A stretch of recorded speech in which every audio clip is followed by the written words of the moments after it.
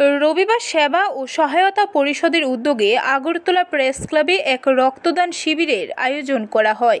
উপস্থিত ছিলেন মন্ত্রী টিঙ্কু রায় সহ অন্যান্যরা।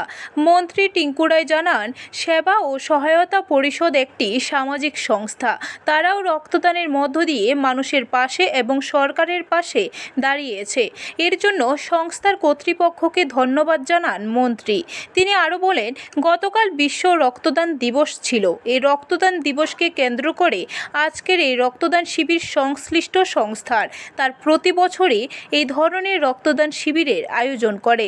রাজ্যের বিভিন্ন সামাজিক সংস্থা যদি এইভাবে রক্তদান শিবিরে এগিয়ে আসে তাহলে রক্ত সংকটের সমস্যা সমাধান হবে।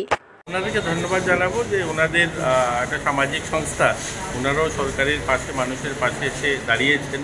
আর রক্তদান মহৎদান, আপনারা জানেন গতকালকেই বিশ্ব রক্তদান দিবস ছিল এবং তাকে কেন্দ্র করে আজকের এই অনুষ্ঠান এবং তাদেরকে শুভেচ্ছা জানাই এবং তাদের ভলেন্টিয়ার্স যারা প্রতি বছরই ওনারা করে থাকেন, এটা যেন নিরন্তর জারি থাকে আমাদের ছোট রাজ্য। ব্যুরো রিপোর্ট, খবর ত্রিপুরা।